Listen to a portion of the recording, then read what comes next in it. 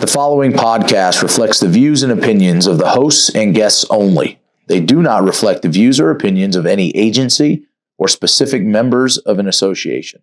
At times, colorful language may be used and may be unsuitable for people under the age of 18. Discretion is advised.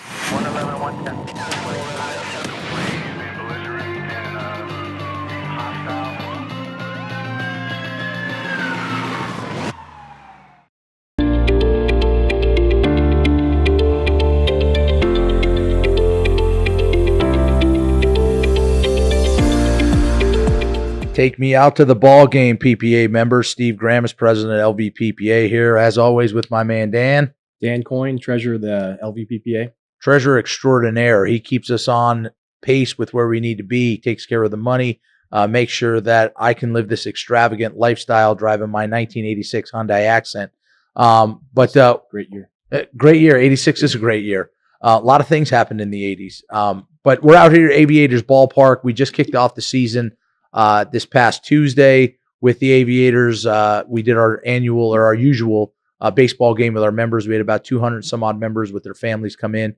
And so we said, hey, the season's getting ready to start. Let's do our next podcast out here. So we got a great show today. We're going to talk with Gemma, a media relations person with the Aviators, talk a little bit about what's to come with the Aviators. Some of you have asked questions about what happens if the A's come here. Do the Aviators have to leave? Can the A's come here? He's going to address that. And then to close the show, we're going to bring in our sheriff, who just recently got our endorsement for the governor's race. And Joe's going to come on here. Joe Lombardo is going to come on and have a discussion, as well as look at appointing Dan to a specific position. Wildlife commissioner. I've heard from the rumors I'm top of the list right now, so we'll see. It's a tough question for him. I know he doesn't want to commit before he's elected, but I think I'm a shoo-in on it. I think that, if you just wear on him a little bit, similar to our newly endorsed sheriff candidate, Kevin McMahill, the first time we did a Q&A, he didn't even want to talk about an undersheriff. We wore him in a little bit, and then he started talking a little bit about Andy Walsh. I think this is the same. Like, this may be the first interview. You gotta keep chipping away. We bring him back in the summer. You're moving. That list is really right up there. He probably just doesn't want to admit it that he's already had you in mind. Yeah, he's a modest guy, and I wouldn't want to show my cards either before it. But no doubt about it. I'm sure some folks like at the jail or working at HQ think they're in line for that spot. In reality, it's probably you. We're also going to talk to the Aviators about possibly having a prospect pitcher coming up. A lot of good. They got a young man named Allen that they're really high on. They traded for a kid that's going to play catcher for him that they think is going to come up, but there's a good shot, and you guys will be shocked to hear how this could unfold to have me working an inning or one out of an inning against one of the upcoming teams. And I'm ready, Dan. I'm ready. The shoulder feels good. The elbow feels good. The president and the pitcher. That's how we do things here. Treasurer and wildlife commissioner. There's nothing we can't do. So next up, we're going to have Jim with the Aviators media relations. We're going to have a good show. We're here with Gemma, Media Relations Director for our Aviators, formerly the 51s, formerly the Stars, formerly something before that. I don't know what we were, but we're the Aviators now. And Jim, we appreciate you coming on to the show with us. Oh, thanks for having me on. No, you're right. Stars, the 51s, to Aviators, and this is our 40th calendar season. It's hard to believe back in 1983 we started at Cashman Field. Wow, 83, a great year. As 86. 86. Okay. Yeah. It's a lethal action type of year over there. I remember going out to Cashman for the ball games, and a lot of the talk about Cashman was it was just in a rather less than popular part of town that people kind of wouldn't want to go down there. The transition up here, how's the transition been? How does attendance been? I think you guys set a record in your first year, didn't you? Yeah, you're absolutely right about Cashman. Back in 1983, Las Vegas was such a small town, and that was kind of the center of town. Time goes by, but that was a really good facility in its day. But now, where we're sitting now, we have the nicest facility in all of minor leagues, and we led all of minor league baseball in attendance in 2019 of 650,934. Wow. We have that, Are you sure? Memorized because. Are you sure on that number, Jim? It's like you're a little ballparking. That figure, that's a hard figure to get. But last year, we had 100% June on, so we led AAA West in attendance with 400 plus thousand, and that was the second highest total we ever had. So no, it's going great up here. It's just a great area. So I just saw on the news, correct me if I'm wrong, a promotion that you guys are doing. You're bringing back. There used to be the dollar beer night at the 51s. You guys are bringing back a $2 beer night due to inflation. But Yeah, what nights that's are we right. going to have that That's right. on? What's the beer selection? Can you tell us a little bit about that? Yeah, a lot of minor leagues do $2 beer nights, but in 2019 we did that, but it's back in full force again this year, which is a good thing. That's part of minor league baseball. It's kind of a corny slogan, affordable, family fun, but it is. We're the only pro team in town that has free parking, so we'll always have our niche here. But yeah, $2 beer night's a popular thing. I think it kind of fluctuates between Coors Light and some Well, other that's- nice beers. I think Jesus drank Coors Light. That's why I drink Coors Light. There you go. Yeah. There. No, it's we at the PPA, we've been partners with the organization since Cashman, and the folks at this organization were always solid for us. We do a lot of partnering with people. Some people value our partnership, some maybe not so much. But you guys have always been aces for us when it comes to accommodating, getting our people. Honestly, not Send out not mascots to Yeah. our events has been and not great. The kids destroying love us it. on pricing. You moved to the new ballpark. You guys could have been very well versed to jack the pricing up to 50 to 100% of what it was, and that hasn't happened here. And I'll tell you, to anyone who's wondering about the park, is even here when it's hot, especially because it's so far west, as the sun starts to work. Now midday, listen, it is what it is. You're not going to hide from it anywhere. But when it's July and 7:30 hits and that sun starts to hit the mountain, it's beautiful out here. And we always set up on the third base line in that suite, and it's one of the most heavily requested events for our membership out of everything, between the Golden Knights, Fill 'em UNLV every football. It is, because what you said, it's family fun. You can bring the kids, their wives, their husbands, whomever, and they can just have a great time. Yeah, you're right. It is cooler up here, and the seats we have is what the Atlanta Braves have in the stadium seats. They really are 30 to 40 degrees cooler. They're mesh seats, and it really does help being up here by Red Rock Canyon. And yeah, absolutely, it helps being up here. It's like 3,000 feet here, or downtown it's like it was 2,400. It doesn't sound like a big difference, but it is cooler up here at night. Yeah, the Coors cans stay blue up That's here, right, which yeah. is good. Just like the Rockies. Bingo. What Jim, what are your expectations for this season? How are you going to do? Yeah, we're in our first homestand right now, but the Athletics made some trades. Oakland, we do have some quality players here. We'll see how it plays out. A lot of it's always dictated with how many injuries or call-ups there is with the big league club. But we have the shortstop's kind of our marquee player, Nick Allen. He was a silver medalist in the summer games last year for Team USA, which is something he'll always carry with him the rest of his life. Awesome. But he should be up with the A's at some point this year. But he's kind of our marquee player. That's always the tough thing when you get a really good minor league team doesn't stay really good for long, because those kids will Yes. get called up, and now all of a sudden one of your key players or positional guys. But that's where the whole farm system comes in, right? Then the double-A kid comes up and he should be producing, or at least playing just as well. But who other than Allen is an up and comer? Who would we be looking at to get a autograph or a baseball card and hold it? Well, the Matt Olson trade, the catcher from Atlanta, Shea Langoliers, he's the A's number 2 top prospect. He's a real deal. He's a really good player that fans will like to see. And via the trade with the Braves, Christian Pache, he's up playing with Oakland. But and then the other trade with Matt Chapman, Zach Logue, who pitched the first night, he's a left-hander. He pitched with AAA Buffalo last year. He looked real good on opening night, so that's someone for the fans to look at.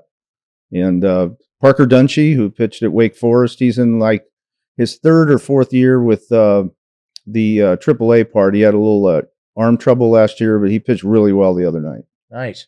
How accessible are players? If the game's at 7, is there a time the kids can come and get a picture, get an autograph? What's the best time to do that before a game? Yeah, thank goodness things have backtracked a little bit from last year. These guys were in strict; they really couldn't do anything. Now they're still kind of restricted to the clubhouse, but I already saw players. If if the kids are down there, I don't know, 20, 30 minutes before the game, that's when they come out and start stretching. They'll do their best to go to the rail and sign some things, and we're just so happy it's kind of eased up some. Thank goodness. What our members have been asking a lot about, and a lot of rumors in the community, how if the A's came here, opening that club up, how would that affect you guys? Yeah, in the past it was cut and dried where the AAA team would relocate. It's kind of changed now because you have AAA Gwinnett. I was thinking about that before. There's like 3 of them. AAA Gwinnett, which is a AAA affiliate of the Braves. They're probably 45 minutes from Atlanta. St. Paul Saints, AAA affiliate of the Twins. They're right in the same area as Sugarland Space Cowboys. That's a great name. AAA affiliate of the Astros. They're literally 15 minutes from Minute Maid Park. So the Sugarland Space Cowboys. They just changed it. It was the Sugarland Skeeters, which was actually a great logo. The mosquito. I need a hat. The Sugarland Space Cowboys. Come on, that's an amazing team. Can the Aviators buy that name? I'll only wear an Las Vegas Space Cowboys. That sounds good, actually. But yeah, that's something they'll cross that situation when it happens. That's still years away, but it is a hypothetical. It was cut and dried where the team would leave. Now it's something where, it's likely that this would stay here, so especially if the A's move here. It may not be the A's, maybe someone else down the road. So 2 questions, and I'll just go back to back with them. One, how is we always have a lot of our officers working overtime here. Historically, back at Cashman, $1 beer night brought out a lot of problems. What's the relationship like? How's the appreciation from the Aviators for our officers? Well, first of all, I wanted to say Don Logan, our president, COO, and I can back that up. We have always been longtime fans of Metro. My brother was on the force for a long time. He went to school with Billy Young at Gorman. Sheriff Lombardo is great. We've always had high praise for Metro. They, at times, seeing what my brother had to go through, it's a thankless job, and we're always 100% support of Metro. It's always great seeing the police here every night. Sometimes that'll deter somebody if they want to act like a jerk. They'll probably think twice if they see a couple Metro officers here. But it is a different clientele here than downtown Las Vegas at the time. But it's always great when they're out here, especially nights like $2 beer night. There's not a lot of issues. Yeah. So what other promotional events are you doing here? I saw the $2 beer night. You got fireworks going off this week. What are some of the other things we're doing this season? Yeah, it's really helped since now we're about as normal as you can get. I don't think it's ever going to be totally normal, but we, on our website, aviatorslv.com, we're up to almost 60 promotion nights. Firework Friday, $2 beer night. We finally can get back to some of our T-shirt nights, jersey nights, and a bobblehead night sprinkled in now and then. We're going to have a Star Wars night, a couple Marvel nights. Nice. We have to get approval with MLB and all that stuff, but yeah, if they go to aviatorslv.com, our fans, our promotional list is on there. We have a lot of promotion nights, but that's the ambiance of minor league baseball. Good. So I'm sure the club has talked a lot about it. The jersey I have was from back in 2019. I threw out the first pitch, and after I threw the heat, a lot of people started, hey, do you still have enough in the tank, Steve? And so, I kept the arm fresh. I keep it iced. And so the question that my members want to know is there a possibility of seeing Steve Gramas on the mound starting an inning in a game? I'm ready to go. My fastball's up to 68. It's an off speeder, but they don't expect it. So chances of me starting a ball game. Get the breaking ball down. It's always a possibility in AAA because you can have like 5 guys get called up in one day if there's a trade or something. So you may have a wildlife chance. Commissioner. You never know. So if Single A loses all their pitchers in a traffic accident, they just get injured. Yes. They're okay. They're going to make it. They're just out of game. Good. Double A has people that they all get the flu for a week, and Triple A has 5 call-ups. You're saying that there's a chance you see me. You better be ready at that point. Yes. Listen, you heard it here first, and there's no reason to lie. His brother was in law enforcement. That's right. Sister-in-law is law enforcement. Right. And so the straight shooter. So good chance you're going to see me out on the mound. And I'm going to do it for free. I'm not going to charge anybody. You know what I mean? I'm a giver. That's what we do. There's always negotiation. The A's would Don't love that start out because at the obviously, lowest, the yeah. players get paid by the Oakland A's because they're Oakland A's employees, part of the player development agreement. So the A's would He- probably like He they didn't don't have mean to that. pay. I'm his okay. agent on this Okay. one. Yeah, yeah. I can't hit though, and I can't pitch past the first batter. Yeah. But if we get all that down, first out of the game is on me. Jim, we appreciate your time. Thank you. We love the Aviators. We absolutely love being out here. It's a beautiful park. You guys are building something really good that we hope stays in our community for a long time, and we appreciate your time. Thank you for having me on. I really appreciate it. All right, that was a great interview with Jim. A lot of good information there It about that was. prospect, especially you were talking about. Well, I think the people are going to be pumped up about $2 beer night and then the prospect. They're going to have to probably drink about $22 beers to want to stomach watching me on the mound in a uniform, because I'm a high calf type of pant guy and very tight form fitting jersey. You know, with the carb free diet you've been rocking, and the jujitsu on the, I think haven't it's going to look good. I haven't had dairy or carbs in 2 months, and I know a lot of you are looking at me going, "Well, then that diet doesn't work because you're still large." But I don't think people realize with like people who are happily married and committed like us, we keep our bodies like looking like this to make our wives feel more secure. It's a so reason. we know that Yes. we wouldn't be, girls knocking down our door, when we go out. I live by a motto, and I coined this. It's called C over T equals R. Consistency over time equals results. And I got a buddy in the jiu-jitsu game that likes to use that. He's actually going to try and brand it on a jiu-jitsu gi. I'm getting lawyers involved. He doesn't know yet. Before he actually trademarks it, I can trademark it and give you guys a decent price for it. Well, I like that. I like that. And you know what? Speaking Go ahead. of some rules and some laws, we're going to bring in Sheriff Lombardo to talk about his candidacy for governor, his endorsement by PSAN, the Public Safety Alliance of Nevada, as well as the PPA, and how he's going to change the state and look out for law enforcement. All right, everybody. We're here with our boss, Dan and I's boss, a good guy, known him for a long time, our current sheriff, Joe Lombardo. He's running for governor. And as of now, Sheriff Lombardo has our endorsement from the PPA and from the Public Safety Alliance of Nevada. And we're really glad to have you on the show. We haven't had you on here yet, but we wanted to get you here as you were getting toward this process, getting closer to running our state. And so, want to just give you a second to tell everybody kind of who may not know you, who you are, because this podcast goes out to India, Italy. We have a lot of people that have listened to this throughout the I didn't world. know that. We can track it. Oh, you can? Yeah. Pretty cool. I So feel a little out of place. I don't have my aviator shirt on, though. I asked that, and Steve said you didn't want to match us. I said, there's no way you No. want to sit there and see. I knew that. I have to wear my Fire football shirt. Yeah, you go. you should have cleat marks on its back if it's a real Fire jersey. There you go. Well, thank you. Welcome, everybody out there in cyberspace and the PPA. Thank you for the invite. And you're right. I haven't done this before, and I'm excited about it. And actually, I'm excited to hear your answers. Sometimes I never know what's coming out of your mouth.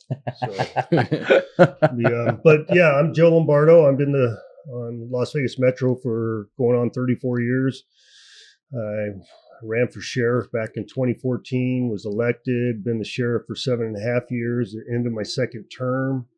And I had to make a decision what the hell I was going to do, whether I ran for sheriff again or not, or whether I go into the private sector or continue in public service. And my decision was to continue in public service, as a result of what I seen was going up at the state level, and just knowing through my history, leadership, and experience, I could do a better job, and more importantly, what the hell's going on with law enforcement, at the state level and the federal level, and the support for law enforcement and everything else that goes along with it. And to the detriment of our communities, we're seeing crime on the rise and the softening of attitudes towards criminals and everything that goes along with that space. And I know I could do a better job. But let's back it up a little bit. A lot of people don't know me. Obviously, on the department they do, in the Las Vegas community they do. Some aspects, most aspects of the state of Nevada. But if you look outside to what your reach is with this podcast and everything else, it's important for people to know who I am. So I moved here in 1988. My dad was in the Air Force. He was assigned to Nellis Air Force Base. Prior to that, I was born in Misawa, Japan. I'm product of a military family. We bounced around every 3 years. until I eventually ended up here in Las Vegas as a sophomore in high school. I did my freshman year of high school in Madrid, Spain. And then came here, went to Rancho High School, graduated, went in the United States Army for a short period of time, got out, deferred my commission with the military to go to ROTC at UNLV, graduated from UNLV, went back in the military, eventually deferred my commission to the Nevada National Guard here locally, and then joined the police department in '88. I did a ride along with a buddy of mine. A lot of people probably won't remember him, but Jim Moses. He had me come do a ride along, and I was hooked and decided to apply for the police department. But while during that time, I worked as a civil engineer in LA. And that's what my background was from the university. And then here we are today. So you started the department in '88. Dan, when were you born? It's a great year, '88. Born in '86 though, so I know we're getting that. I'm way older than in '88. 2 years on that. How old are you, Dan? 35. Oh, you are young. You also Do you still wear your diapers? No. Oh, okay. 88, I got rid of those. when you become 88, that's when the diapers come back. Oh, there you go. There you go. Now, you used to do spec homes. Yeah, you and I've for a talked little about that while. before. What was the interest in spec homes? Well, my background is in civil engineering, and my dad was very handy with the nail and the hammer, and the guy could do basically anything. He could rebuild an engine on your car in a matter of a week, and so he developed my interest in that space and construction. And as you imagine, mathematical engineering, you're interested in that kind of stuff. So Scott Killebrew, who's retired from Metro, was in the spec home space way back then, and he asked me if I would come in and help him be part of it and do it, and as both an investment and maybe organize him a little bit. He's probably one of the most disorganized guys you ever meet in your life, but that's what happened. So we ended up forming a partnership, and through the process, we did 2 developments and built 3 spec homes. So in totality, I've probably built 5 spec homes over time, but we've had a lot of success associated with that. You race? Yeah, off-road racing. No, I don't think many people would think that. Why? I just don't think you look like an off-road racer. What's an off-road racer look like? Not you. More like JD. He's got the BJ Baldwin look a little bit, and he does. He looks like he might be his little brother. But how'd you get into racing? Well, my buddy John Langley. So John Langley owns the Cops Productions. May he rest in peace. He passed away last year, and I met him through the show Cops. I was one of his original. You can't use the word actors, but participants, because we're not actors as police officers. And I was one of the original cops as part of the Las Vegas episodes. And as a result of that, we formed a pretty robust relationship. So we were best of friends for, several decades. And then he got into it.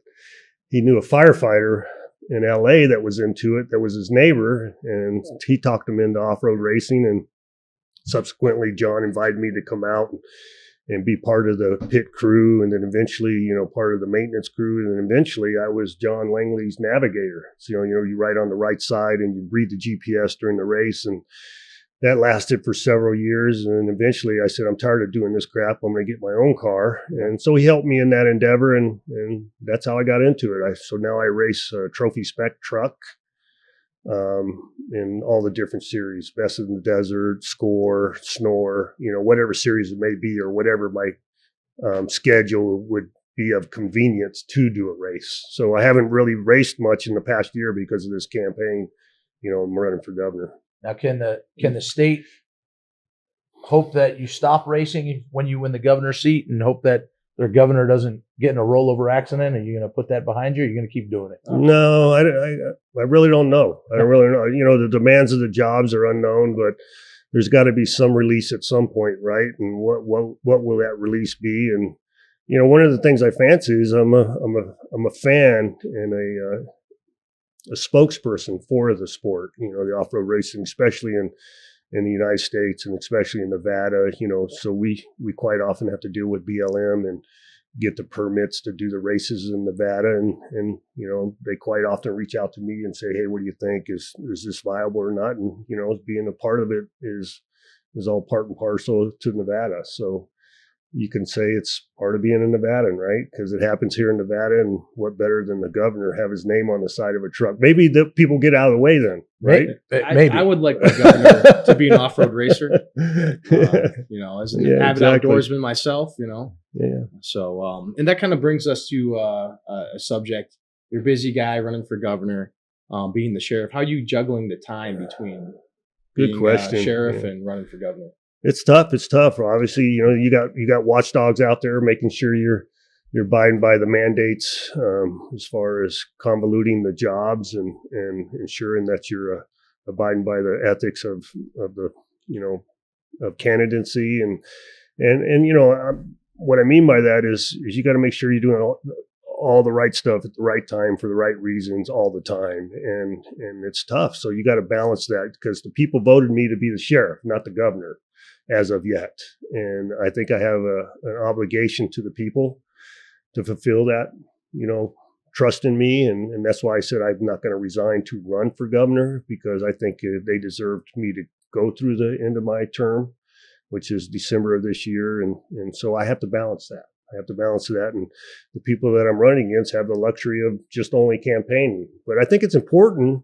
It helps me in two factions. One is I stay in touch with what's going on here at the police department. Two, it helps me stay in touch with what the hell's bothering people out there and what's important to them in the state of Nevada.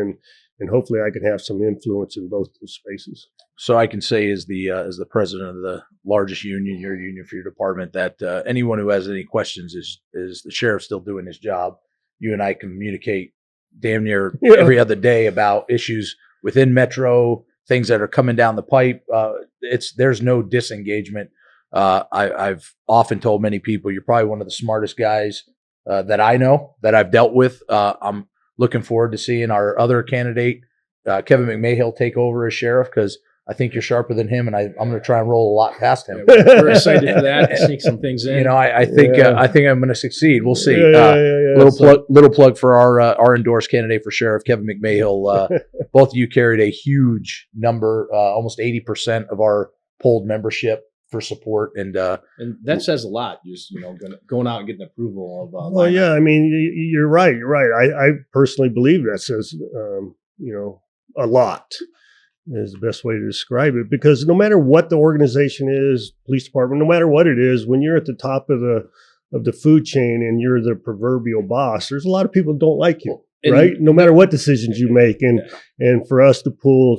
For me in particular, to pull 80% of the vote I think that speaks volumes. And you know what? And kudos to the membership and seeing the benefits of me being the next governor. And knowing our membership, they don't like the job you're doing. They're going to tell you. Yeah, exactly. All right. So another question, it's come up kind of in discussion. So you had a run-in with a guy at an event. Yeah. A heckler. We looked at it, and you can chime in your 2 cents, but from my position, the way it looked was, when I saw that, I told our guys, I can see a guy in Joe that if he wasn't the current sheriff and wasn't running for governor, I could see Joe getting right in that guy's face and putting it right back on him and setting him in his place. Whereas with Steve, no offense to him, it looked like he was scared to death and was trying to get out of there as fast as he could. And I think people in this state, this is still kind of a cowboy state. Mm-hmm. People want to see toughness. I've had that conversation with people about the sheriff. They want to see your sheriff as a tough person who's also compassionate. You're right. But you don't want to have someone that's scared. You don't want to have someone backing down. You look at it as a problem, right? You have one of the candidates running away scared from the problem, and you have one confronting it, And like I said, I think the people of our state, the off-road race fans and everybody else can get behind somebody who confronts their problems.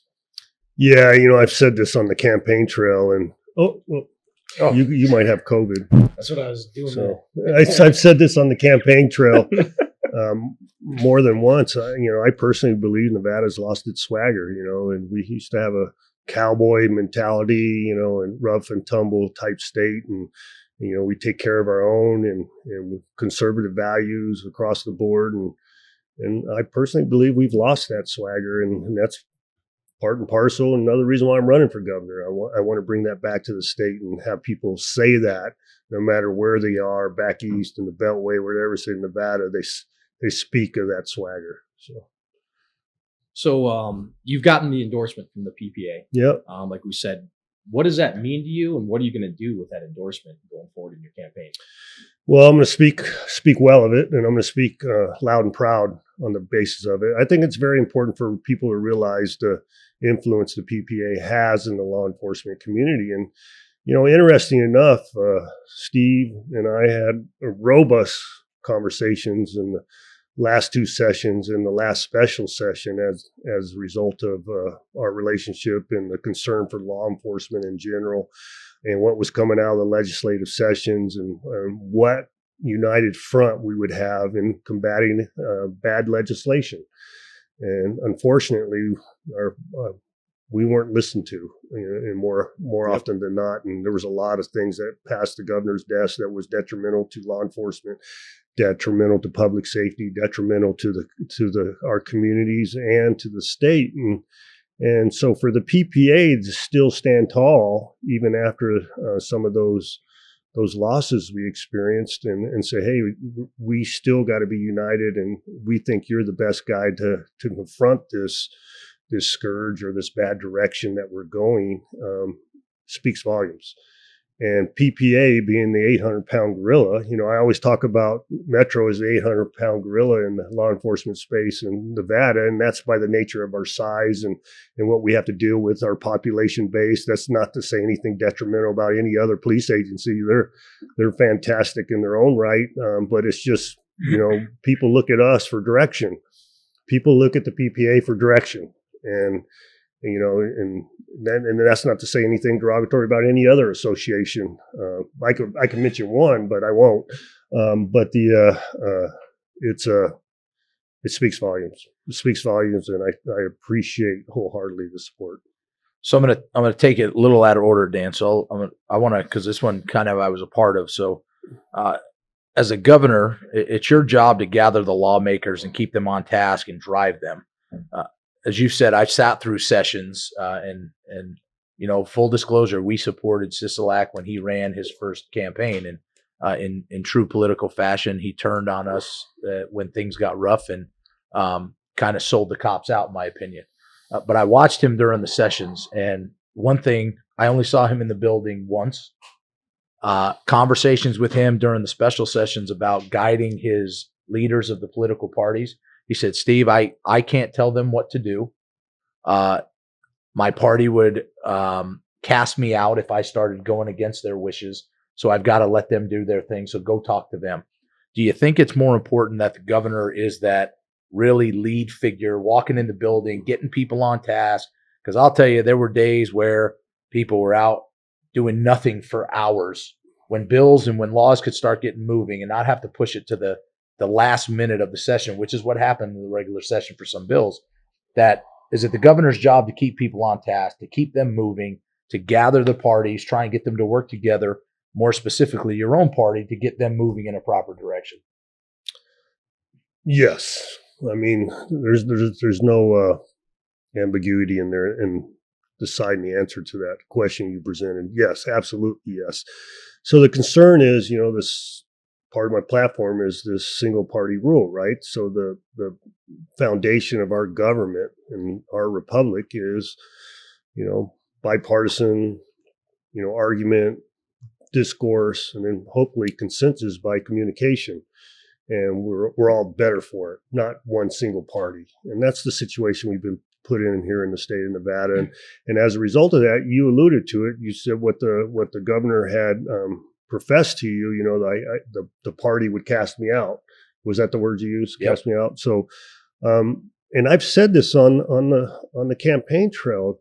My personal belief, my personal vision, or my observations of the current governor is he's a Democrat first and a Nevada second. We have to flip that. You got to be in Nevada first, and then whatever your party may be, second or third or fourth, whatever it may be. But to the crux of the issue up at the legislature is there has to be discussion. There has to be vision provided by the governor on the front end versus trying to catch up on flawed laws that hit your desk and then you're afraid to veto them because of partisanship, because of what the Democratic Party may or may not do to you.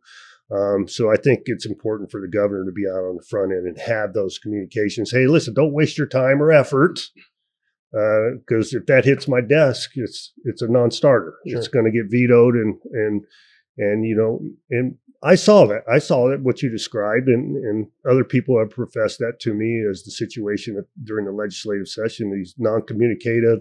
He's hunkered down in his office, and then he'll deal with it as it comes when it hits his desk. Yeah. So one of our main jobs at the PPA is fighting for pay and benefits of our members. And one of the most important benefits they receive is a PERS pension. Correct. If you're a recipient yourself, our members want to know if you'll get behind, us and do everything you can to fight against any reform or changes to PERS when the governor. Yeah, absolutely.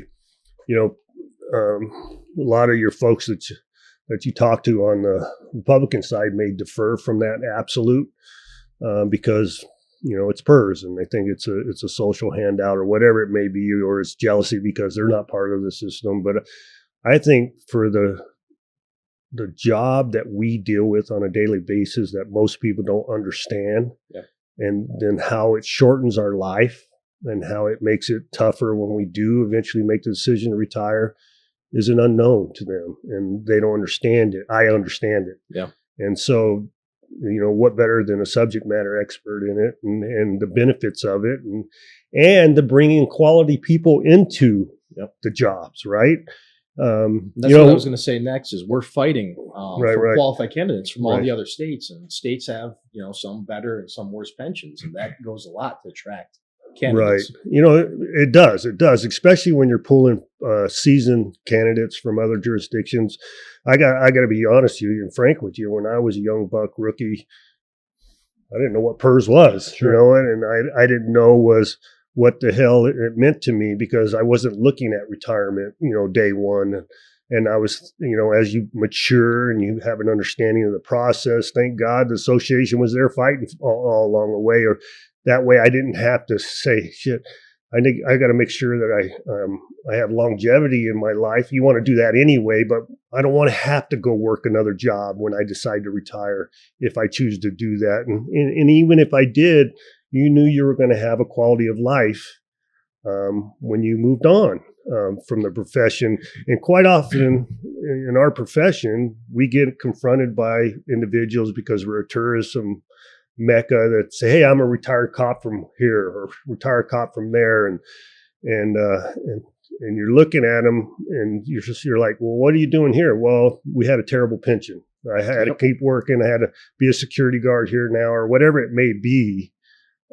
So you got to have a good pension and a good outlook in the long term for recruiting, for retention, and for family life when you make the decision to retire. And it's all part and parcel. And so to answer your long-winded answer to your question is 1,000% support.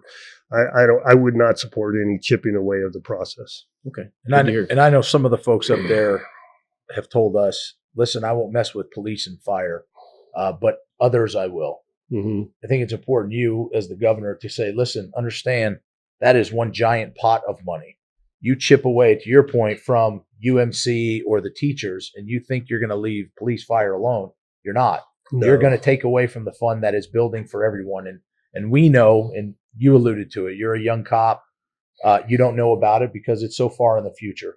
But your fund contributions are making sure that that officer that did it for 25 years before you is able to stay at home and not have to worry about getting a second job. And for those that say, well, why shouldn't you have to get a second job? Listen, go sit through a summer of unrest, go through the culinary strikes that the folks went through back in the 80s, I believe it was. Go through the riots after the Rodney King, go through what we go through on a daily basis. But Steve, it's bigger than that. Yeah, go through all those. Yeah, those are significant. And you don't actually know in totality what it's done to your psyche or your physical or your emotional state. But it's a daily thing in law enforcement. No, for sure. It's a daily thing for a nurse at a hospital. It's a daily thing for a teacher in a school. And what that puts down on your shoulders, as you go through the processes, for 30 years. Yeah. I quite often, it's amazing when I see retirees, after they retired and you see them like a year later, they look like they're 15 years younger, right? Because you're pulling that stress off them. And I'm not poo-pooing anybody else's profession, but there's a lot of stressors out there that people don't understand. And I don't think a lot of the public is educated on the way our pension system works, and maybe some of our viewers that these public workers pay for half the pensions themselves out of either straight up out of their paycheck or reductions in their pay. So most of the pension, half of it anyways, is paid that's an unknown, right? Workers. Right. That's an absolute unknown. You make a good point. And people think it's government welfare, right? And it's just like everything we do in police work. There's three sides to the story, and usually people base their opinion off the one side. And so maybe we've done a poor job of communicating that. I don't know, but yeah, there absolutely is three sides to the story. And for the record, that was the first time in our many podcasts and to our 1.56 million viewers that poo-poo was used in a podcast. The word poo-poo was impressive for our share. You have 1.56 million viewers? Did it just go up 1.62? Yeah, 1.62 now. Really? Yeah. That's pretty amazing. No, it's actually like 50. I thought I was going to talk to like 4 people. That's about the it. Sponsorships that are coming in on this. Yeah. Shout out to our sponsors, Aquafina. We always appreciate the water. The aviators.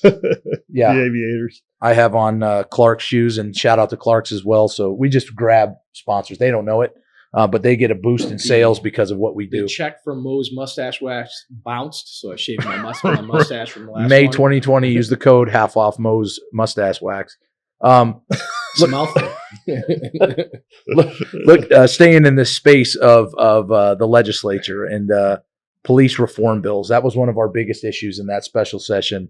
That we felt here at Metro we did a great job, and even in our state, our police officers were doing a great job because of something that we all saw and none of us agreed with that happened in Minnesota.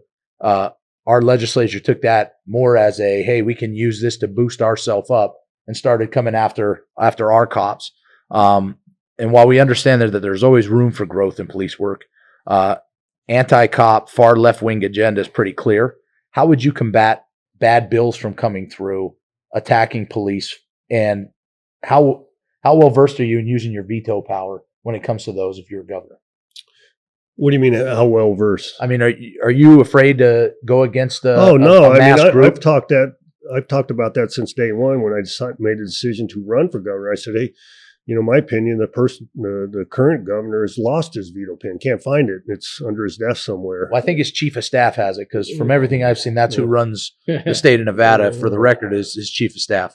But more importantly is I plan to have a robust pen. But you know what? Maybe it's a detriment to say it that way. Plan to have a robust veto pen, because hopefully, because of the discussion we had earlier, hopefully you head that off in the front end, and some of those bad bills don't come forward as a result of conversations and communications and reach out across the aisle and deciding that, because we still don't know whether it's going to be a supermajority or a majority or what that's going to look like moving forward. We keep our fingers crossed in that space, and hopefully we have some changes along the way. But let's back up from my experience in the session when we're up there. Bipartisan bills never have a problem. Right. When people, to your point, when they're working together, they really reach out. It's when we see 48-30, and it's very clear party line. There's a saying, I don't know who I heard it from. I actually think it was Ms. Krasner in the state legislature, and she said the goal of legislation is to pass bills that stand the test of time, not the test of an election. Right. Don't make it to the next cycle where the Republicans or the Dems want to get rid of it. Work together and pass something that will hold up forever, and I think those are the things you won't have to worry about vetoing. It's the, hey, we're going to cram something down because we're the super majority, and we didn't care what the other party said. And we saw that from the PPA side, that there were bills being discussed that our Republican counterparts never got until the day it hit the floor. Right. You're right. And so to answer your question, Steve, when you said, well, how are you going to address these issues?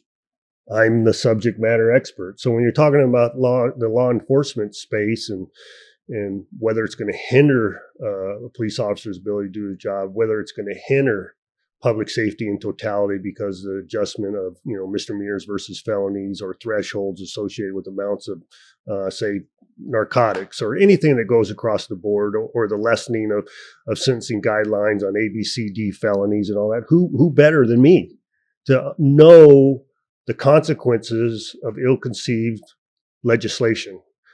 So quite often legislatures, they're not experts in everything, right? They can't be, nor can anybody else. But if you have somebody that's well situated in the law enforcement space, why not provide them direction on the front end? And why not say, you guys went down the wrong path on this. You didn't consider this. You didn't consider this. There's a lot of unknown, unintended consequences as a result of this legislation that wasn't considered, and prevent it from having to reach a veto pin. But if it does, I'm more than happy to put my signature down on the paper. And to your point about subject matter experts, most of the bills that were passed in the session, where some of the politicians said that they had law enforcement support, and this, I talked to you guys and Chuck Calloway when Chuck was up there, that they said they had law enforcement support. And the truth is that all they talked to were people that were not police officers. Right. Chuck got stonewalled on things. We for sure got stonewalled because in the last election season, we went after a main target, Nicole Cannizzaro. She should have been gone. She's still there. It is what it is. But that was going on, that they'd say they had support, but they were talking to the likes of a outside association like NAPSO. And we talked to Rick McCann. That guy's not a cop, but they platform that and say, we've already talked to law enforcement, so we're good. So it would be good to have an actual expert like you that's worked a shift, pushed a black and white to say, hold on a second, this affects cops. You can't tell a cop they can't use a beanbag round in this scenario because they need to sometimes. It may not be to save their own lives or it's somebody else, a citizen on the sidewalk. So I think it's important that you're out there talking to these folks on both sides of the aisle, right? I mean, you look far left, sometimes you can't get any good information. You look too far right, you can't get any good workers. Right. People need to come together in that moderate middle. And those are the people I think that you can affect when it comes to law enforcement, because the big ticket right now is public safety across the country. Yeah, I agree with that assessment. I think law enforcement is the big ticket.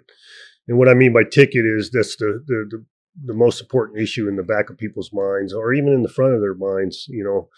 I want to feel safe, and currently I do not feel safe. So let's back up to, earlier in this conversation, we were talking about Joe Lombardo's not doing his job. He's not paying attention as a sheriff, and that's why crime's rising. Wake up, people. Wake up. We've actually done a yeoman's job here in the Las Vegas Valley. Total violent crime was down 11% last year, but total crime was up 5%. But they're saying, well, he's not paying attention. Crime's out of control. No, it isn't. It's out of control across the United States. And because of the lack of support, the defund the police rhetoric and everything else that goes along with it, they believe they're draconian measures that are in the prison systems. And so bringing it a little bit back home, let's look at California real quick. AB 109, Proposition 47, that was the reclassification of several felony crimes into misdemeanors, the depopulation of the prison system to balance the state budget. And they're paying the price now, so they've recently said that's going to the ballot, both of those measures, for repeal, because they're seeing the detriment of the crime, right? They're seeing cities being overtaken, and basically a lack of I'll use the word anarchy, to where people are moving out, businesses are closing, not reopening. And usually what happens in California happens here at some point, right? Because, especially at the governor's seat, where he waits to find out what Newsom's doing before he makes a decision. But we have to pay attention to that. And if you have to have somebody that speaks with a knowledge base associated with it to make a difference for people to listen to it. So it's funny. Shout out to my current community college, Eastern Gateway Community College, Go Educators, where I've just recently gotten my. Who are you pointing at? The cameras. They know where I'm at. Oh, yeah. They know where you're at. The Eastern Gateway watches this every week. But I recently got my degree in criminal justice. And one of the things that resonated in the classes was deterrence. Every time someone does something, there's got to be a deterring factor for it, whether it's directly related to them or a general deterrence. We keep taking laws off the books, and you look up in like Oregon and places like that where they're trying to make it where if you have crack cocaine on you, it could be a ticket and have a good day. You keep emboldening criminals to do criminal actions and have no follow through. We look at the last legislative session before 2021. They passed a bill that made it where it's automatic probation for auto burglaries. Doesn't matter what your other priors were. You can go break in all the cars you want. The first time you're caught, it's just going to be probation. We can't do anything about it. Well, let's look right in our own backyard. A recent tragedy where a family of 7 was killed by somebody going 110 miles an hour. And, the media covered it, and they're looking at the judges and they're looking at the police department, but they don't look at the lawmakers who just decriminalize traffic. And when the criminals see that, okay, now the lawmakers decriminalize that emboldens them to drive faster, to break the law. And, inadvertently things like that happen. And the public needs to be educated on that. Is that something you're looking to, combat with your? Yeah, I mean, absolutely. I mean, you can easily, well, it's not easy. The legislature, you have to depend on them. That's why communication is important to repeal some of those flawed legislative ideas that, made it into law. And, here's a perfect example. They codified in law the habitual criminal enhancement, right? And so we all know we grew up with 3 strikes, you're out. And then they determined that was unconstitutional. It was too draconian, I guess the word I would use. In that space, people were being put back into prison for minor offenses, right? Now, I always say in that thing, well, don't commit the offense, no matter what size of offense it is, right? It's easy to prevent that from happening. But in this space, they moved the 3 strikes up to 5 strikes, okay? And you can't use the felony they got arrested for as one of the strikes. So you have to have 5 previous strikes in the violent crime space to qualify for this enhancement, which is, I believe, 5 years. And not everybody gets it. It's only if they petition for it. Right, exactly. Only if you petition for it, and the judges still have discretion. Mm-hmm. That's written in the law, whether they even want to consider it, right? And then the big bang is 7 strikes. You have to have 7 strikes to feel the pain, which would be 10 to life on an enhancement. And if you look at the court records, you don't see them doing it, right? And so because they give them the ability to do it, and you should remove that ability. So it's very frustrating for me to see that, knowing the business we're in.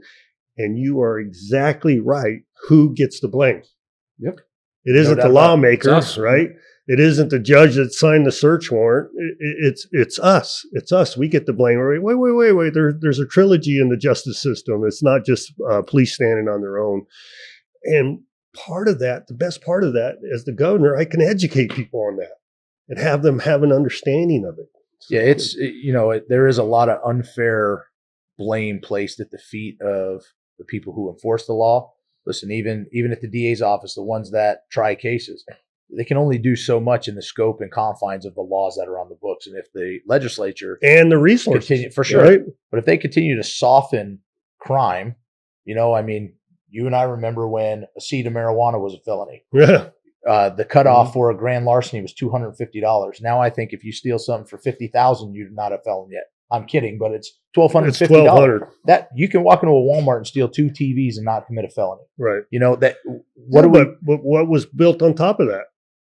Can't arrest either. Yeah. Citation. Yeah. Give them a citation. Yeah. Or civil offense, which I'm sure if they have their way, they'll continue to move towards more civil right. offenses. I mean, that's why you see, Neiman Marcus and Dillard's and CVS Pharmacy and Walgreens in California shutting the doors. It's they can't afford the price of doing business. It's very frustrating for folks to see that happening. So, Steve, I'll let you ask that question, but I'm going to throw in the wild card question, which was the second most asked question by our membership. Uh-huh. And you being a outdoorsman, I'm sure you spent a lot of time on your thoughts on who you're going to appoint to the wildlife commissioner seat. So, what are your thoughts on that? And is my name on the top of the list for wildlife commissioner? You know what? You see, you asked me who I was thinking about. Now you put me on the spot. So no. To be honest with you, not a chance. No, I'm not saying not a chance for you. What I'm saying, no, I haven't thought about it yet, and I think it's important for me to keep my eye on the ball currently, and obtaining the seat before we go down that path. But granted, you're always going to have ideas in the back of your mind, like chief of staff and different committees and commissions as you move through the process. But my eye on the ball currently is getting elected.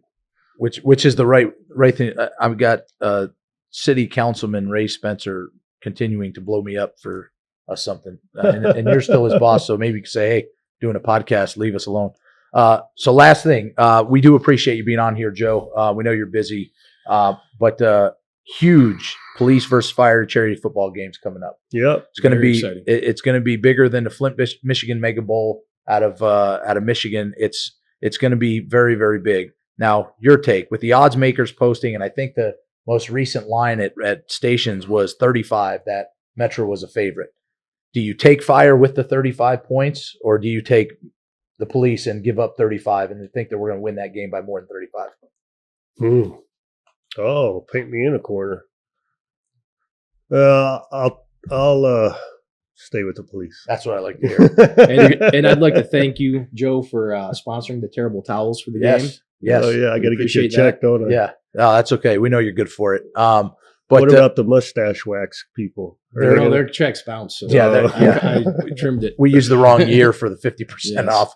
Again, you know what? This is going to be really cool, this football game, because I'm a little pissed off at Metro and the cops, to include county fire, because we just had this blood drive, this battle of the blood drive over at T-Mobile, and those guys allowed all their academy recruits to leave their classroom and get down there in line so they could beat us in the blood donation. So we got to figure out a way to stack the deck on this that's one. Having the fire department letting the recruits go down there, some people say unfair. However, they went out and supported the community for a good cause. We have a lot of good charities, our Law Enforcement Assistance Fund, fires, they're trying to build a memorial wall, and then the Children's Heart Foundation, which they paid for that heart wing in Sunrise, and they pay for the medical costs of local children with heart defects or heart disease. And we got as a department, it's awesome that we got behind these good causes and helping out our community and the community charities. And Joe, you're going to be there to toss the coin for us, right? Yep. I'm a little nervous though about the age of some of the players. And just so you know, the taxpayers are going to be paying attention, and we're not going to be doing any workman's comp crap. Nope. No, we have waiver. When you pull your hammy, we have waivers signed out the wazoo. We know what people's sick time banks look like, and we only let athletes play in this game, not people like me or Steve either. People ask, they said, Steve, so you're playing? I said, no, I want to win. We got a guy that played linebacker for the Ravens. We got a kid that was a quarterback at UNLV. We got wide receivers that were D1 wide receivers. It's going to be a really, Do you have a kicker? We do. So it's funny you say that. JD was just out at practice last night, and we said, hey, to end practice, you got to make a 50-yard field goal. Had 5 yards on it. Kid made a 55-yard field goal. Really? Off the turf. Where's he no work? Block. I don't know where he's working at. I think maybe at the jail. But it was amazing. I mean, great kick, great angle. Speaking of that, so are you guys going to quantify or qualify their ability, their eligibility for the other team? Yeah, they can take who they want. They got to be on the fire department. No, I agree. But if they feel they need to cheat to do that, it's a gentleman's agreement. They probably should. I don't want to have to walk into We're going to do you proud. You're not going to the gym and see this guy working at the gym. I said, oh, wait a minute, I thought you were a firefighter. Oh no, I just friends with the firefighters. They can bring out work out with the firefighters. They can bring out who they want. It's not going to matter. And actually, I think JD, we've got right now. We'll just cut away to the video. If we can't get it right now, we'll just cut it in. But the video of their practice that was sent to us, and we'll let that run through, and then we'll add it in, but they look good. They look really good, and but no, we appreciate you coming on, Joe. Know you're busy.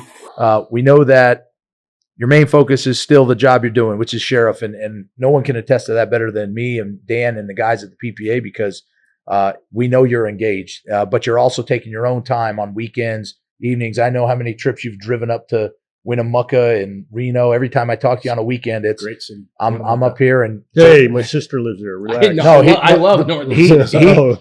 I'm serious. he is genuinely someone that shouldn't be in Vegas. I'm planning should a be- vacation in Ely. Yeah. Yeah. As we speak. And so, no, we appreciate you coming on, Joe. Appreciate the time, and we look forward to supporting you. Hopefully, seeing a lot more of you, some events for the PPA, trying to fundraise for you and get things going because it is our goal. It is one of our explicit goals is to get Sisolak out of office and get you elected. So hopefully, We actually saw Sisolak the other day. we did at the At airport. the airport. He ran away from He- us. he just, had it- just like the heckler. I had my Yeah. back the badge shirt on. He came from behind us. Adela pointed him out, and then all of a sudden he had a fake phone call. Yep. I'm pretty Just- sure while the phone was to his ear, it rang, so we knew it was a fake call, and they ran away from us Yep. as quick as they could. So, same look he gave to that guy at the restaurant that scared him so greatly. But we do appreciate you, Joe. Love to have you Thank back you, as Joe. we get closer. Definitely after you win, maybe we'll go Yep. live from the session next year. And, Oh yeah, that'd be pretty cool. yeah. Maybe you'll let me in the Be fun. governor's mansion. Now you're pushing it. Gosh, son of a bitch. All You're right. pushing it now. See that tells you he's not pandering, right? A I'll panderer let would have you. said, I'll let you on the curtilage. We'll do it from the Wildlife Commissioner's office. There you go. Bingo. All right. Sheriff Lombardo, governor candidate for the state of Nevada. We appreciate you. And we'll move on to our closing on the show. Okay. So from talking to the Sheriff Lombardo, it's very clear to me his reaction. You are number one on the list. I mean, there's no doubt about it. I was a little heartbroken by his reaction. I don't know, if he's playing hard to get with this or if he doesn't want any of the other candidates to feel let down before I officially commit. But I was expecting job's yours, Well, I got a text from him, says, Steve, Dan should have known. Don't ask that. He's my guy, but I can't announce that yet. So Well, thank you, Joe. I get Appreciate it. that. He did appreciate, and he just showed me a pic. He went to Mo's mustache wax, Oh, and he used the 2020 May code. So it's still not working, he says, but we'll figure it out. it might be 22, It could be, maybe that's why it's not working. maybe. In closing, we'll be doing some more podcasts here. We've got a great opportunity next month at Police Week. We're going to be down there. We're bringing Roland 7 and the crew down there to come do some podcasts, do some filming. We are going to show you all for the first time what it's like to be in DC when the Police Unity Tour comes in, when the Candlelight Vigil, when we're at the Top Cops Award ceremony, when we're recognizing one of our own, Officer Swanger, who's gave his life and passed away in the line of duty. You're going to get to see all of that and some good video shots from our team at Roland 7. So we're going to keep bringing on some political folks through the political season here. We're going to keep bringing you some good information. We are also going to bring you some more stuff on the police fire charity football game. Get involved, buy tickets, get a part of the raffle, come out, watch the police absolutely destroy the fire team. I keep saying it, my counterparts in fire, and you know it. We've been on calls with them. Oh, you guys just better hope you can make it through the game. They're in trouble. Mhm. There could be some criminal charges brought against our defensive guys for the way they're going to handle those fire guys, and they're not going to be able to hold short like they do on calls for service. Nope. It's evident with the footage that you guys just saw of them practicing. It's going to be ugly. That has scared some of our guys. I'm not going to lie. There's some nervousness from that video clip, but we're going to move through it. We're going to get to the game. We want everybody out there. We want everyone to support your guys. We want you to support Leaf. We want you to support PFFN. We want you to support the Children's Heart Foundation. The only way you can do that is buying tickets, coming out to the event. So we for sure will see you at the police fire charity game May 7th. 7 p.m. Bonanza High School. Great people there. Coach Keith out there is doing everything he can for us, bending over backwards, lending us the fields. It's going to be an event. It's not just going to be a football game. We're making this thing an event. Yeah, and by coming out and taking part and buying some concessions there, you're also going to help out Bonanza High School. Yep. And their athletic program. So a lot of great community charities are going to be helped here. And I myself am a graduate of Bonanza High School, and so it's special to me to be able to go back there. I mean, I'm only 27 right now, so it was only 9 years ago that I graduated, but it's going to be fun to go back. So till we meet again on the next podcast, Aviators, thank you guys very much. you. As usual, Mo's Mustache Wax, we appreciate you being a sponsor. And It's gone, by the way. Well, Steve said it looked absolutely horrible, especially on camera, and I had to cut it. My wife was nagging me for months, and then she was kind of upset and heartbroken that I shaved it for you and not for her. Well, the truth is I swapped your Moe's mustache wax with Nair, and it fell off. So I apologize, pal, but you look sharper this way than you did with the mustache. So from us, be safe. Always go out there, have each other's backs, donate to Leaf, and we'll see you on the next one. 111, 110.